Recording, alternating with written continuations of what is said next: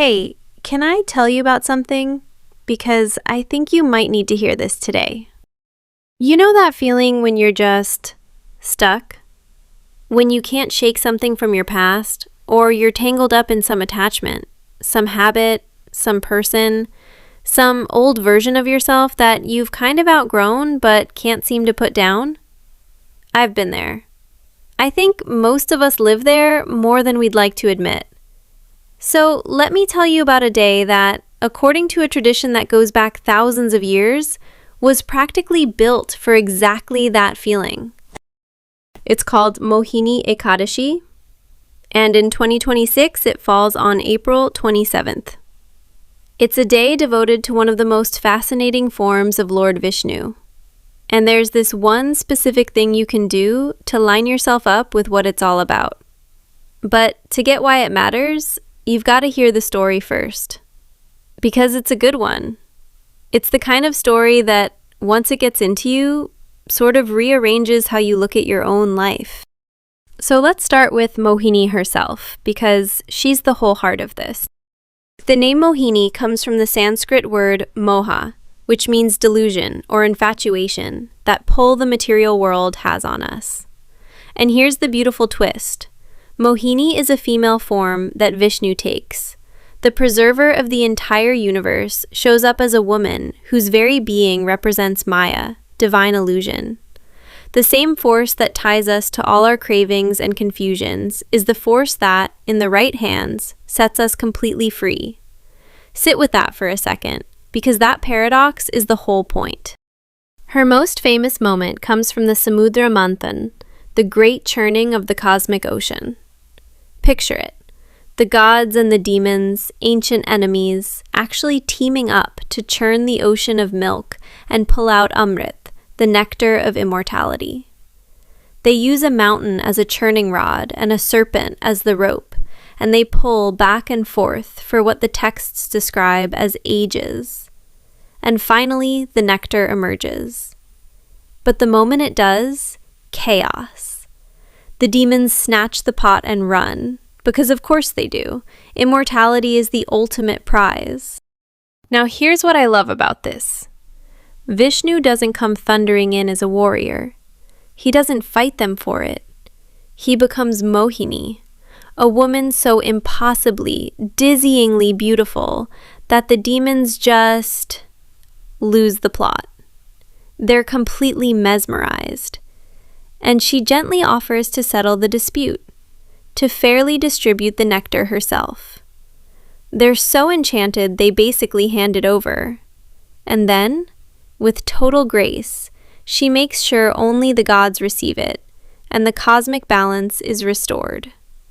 No battle, no bloodshed, just wisdom, beauty, and a clear sense of what needed to happen. That's the energy of this day. Mohini Ekadashi falls on the 11th lunar day of the bright fortnight in the month of Vaishakha, and it's held in devotional tradition to be tied to that very event. The shift people talk about is a shift away from moha, away from the illusion and the attachment that fog up our judgment. It's a day believed to help you cut through the enchantment in your own life and move from confusion to clarity. A lot of devotees say the veil between our world and the divine feels thinner on this day, like the line is easier to cross. But the real teaching, the part that I think will stick with you, comes from another story. This one is told as a conversation between Lord Krishna and King Yudhishthira, and honestly, it reads like a map for anyone carrying the weight of their past. There was a prosperous city called Bhadravati, sitting on the banks of the sacred Saraswati River, and in that city lived a wealthy merchant named Dhanpal, a genuinely good man known for his generosity and his good deeds. But he had a heavy heart because of his 5 sons. The eldest was a wreck. And get this, his name was Dhrishtabuddhi, which literally means wicked-minded. The story doesn't hide the ball. While the father was the model of virtue, this son was completely lost in vice. Drinking, gambling, bad company, all of it. He burned through the family's wealth. He disrespected the gods, mocked the things his father held sacred. He was, in the language of the story, totally trapped by moha, swallowed whole by his attachments and his appetites. The father tried everything: patience, guidance, discipline, second chances, third chances. Nothing worked. And finally, broken-hearted, he did the hardest thing a parent can do. He disowned his own son, praying that maybe hardship would teach him what love never could. And here's where it gets dark before it gets light. Cast out and broke, Dhrishtabuddhi's life just unravels. He sells the last of his valuables. When that money's gone, he starts stealing. He gets caught, and he's banished from the city entirely. He ends up alone in the deep forest, surviving by hunting, sinking deeper and deeper into bad karma, and worst of all, drowning in guilt. Because somewhere in there, he knew. He knew exactly what he'd thrown away. That's the loneliest place a person can be, knowing the wreckage is your own doing. Then one day, half-starved, sick with hunger and grief, wandering with no direction, he stumbles into the ashram of a great sage named Kaundinya Muni. The sage had just finished his morning prayers and bath, and as he moved, a few drops of water from his robes happened to fall on Dhrishtabuddhi. And the story says that single accidental touch of grace washed away just a sliver of his ignorance. Just enough. Just enough for something to crack open in him. He collapses at the sage's feet, sobbing. And he confesses everything. Hands folded, he says, "Look, I have done terrible things. I hurt my family. I turned my back on the divine. I've lived a life of pure shame, and I am drowning in an ocean of guilt." And then he asks the question that I think every one of us asks at some point in some form. He says, "Is there any act powerful enough to free me from this? Anything at all?" And this is the moment. This is the one thing. The sage looks at this broken man, and instead of judgment, he offers compassion. He says, "Listen closely.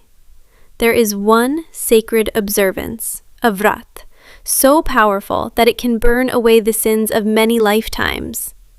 It is the fast of Mohini Ekadashi. Observe this one fast with a sincere heart, and you can be freed from your entire mountain of sins." So that's it. That's the single most important action of this day, the Mohini Ekadashi Vrat, the sacred fast. But let me tell you what that actually means, because it's easy to hear fast and picture something punishing. For the most devout, yes, it's a strict fast, sometimes no food and no water at all, from sunrise on Ekadashi to sunrise the next day. The whole day goes to prayer, to meditation, to chanting the names of Vishnu. And the point of the physical hunger isn't to suffer, it's to quiet the body's constant noise, all its demands and distractions, so that for once you can actually hear something deeper. But here's the thing, and the sages knew this even back then. A total fast isn't realistic for everyone, and it never was. So the principle matters more than the performance. For most people, the one thing becomes an act of conscious intention. You give up grains, rice, onions, and garlic for the day, and you eat simply. Just fruit, maybe milk. That's it. That's enough, if the heart behind it is real. Because the real one thing was never really about the food. It's the shift in your consciousness. It's the decision to take one single day and dedicate it to a kind of spiritual housekeeping. To stop, to clear out, to choose differently. And Dhrishtabuddhi, full of hope for the first time in years, did exactly that. He observed the fast with total faith. And the story ends the way you want it to. He was cleansed of all of it. His spirit became pure. And in the end, he ascended on the back of Garuda, the great divine eagle, straight to the abode of Vishnu. Complete liberation. The wicked-minded one redeemed. Now I know what you might be thinking. That's a nice old tale, but what does it have to do with me? And that's the part I really want you to catch. Because his story isn't a story. It's a mirror. His fall shows how easily any of us can get tangled in the moha of modern life. We just have shinier versions of it. Our attachment to status, to money, to being right, to our phones, to the endless scroll, to a relationship that ended but we won't release, to a version of ourselves we keep punishing. His suffering, that hollow ache of living disconnected from who you really are, that's not ancient. That's Tuesday. That's most of us, quietly, all the time. And this is why the fast is believed to actually work, not as magic, but as mechanism. By choosing to pull back, even in a small, simplified way, you're reclaiming your energy from the outside world and all its illusions. You're carving out a little pocket of silence inside yourself. That act of self-discipline loosens the grip of all those wanting, grasping desires, and it strengthens something quieter and stronger underneath. That's the real energy shift. It doesn't happen to you. You start it within yourself. And the supportive energy of the day just amplifies what you've already decided to do. Some modern interpretations even frame it as dissolving karmic blockages, clearing the path so you can finally see your own life with fresh eyes. The point is, on this day, you're not Dhrishtabuddhi lost in the woods anymore. You're the one who finds the sage and chooses a new road. So let me leave you with 2 simple things you can actually do, even if a full fast feels like too much. Because you don't need the extreme version to feel this. The first is the Tulsi and Vishnu connection. Tulsi, holy basil, is deeply sacred and beloved by Vishnu. Now here's a detail people miss. In many communities, you don't pluck Tulsi leaves on Ekadashi itself, so you gather them the day before. Then, on the day, you place those few leaves before an image of Vishnu. You light a simple ghee lamp, and you offer them with a prayer. And as you do, you chant, Om Namo Bhagavate Vasudevaya. It means, roughly, I bow to the Divine Lord who lives in all beings.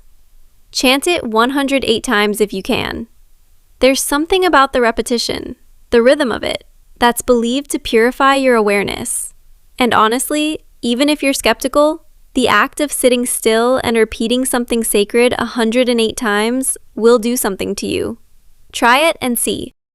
The second is gentler and more modern, a yellow light meditation. Yellow is Vishnu's color, the color of clarity and warmth. Find a quiet spot. Wear something yellow if you've got it. Close your eyes and picture a warm, brilliant, golden light slowly filling your chest, right around your heart. And just imagine that light dissolving the anxiety, the confusion, the misunderstandings tangled up in your life right now. As you breathe, you can softly repeat, Om Vishnave Namah. I bow to Lord Vishnu. 5-10 minutes of that is genuinely enough to move you from a knotted up mind to something clearer and calmer. Look, here's what I really want you to take from all of this. The universe hands us these moments, these little doorways of grace, but nobody walks through them for us. We have to do that part ourselves. And the very first step is small. It's just holding this story and what it means somewhere in your heart on this day. So when April 27 comes around, you've got a choice. The same one Dhrishtabuddhi had. You can let it be just another Monday that blurs into the next, or you can treat it as an invitation, a chance to write your own redemption story. Mohini Ekadashi isn't really about ritual. It's a spiritual reset button, a day to actually see the illusions that have been quietly running your life, and to choose, on purpose, clarity instead. Because if Mohini's story teaches anything, it's that the biggest battles aren't won by force. They're won with wisdom, with grace, and with a clear heart. So on this Mohini Ekadashi, I hope you find the clarity to cut through whatever's clouding your vision, the courage to finally set down your past, and the quiet devotion to reconnect with the best version of yourself. Transformation is always possible. Truly, always. And sometimes, the whole thing starts with one single dedicated day.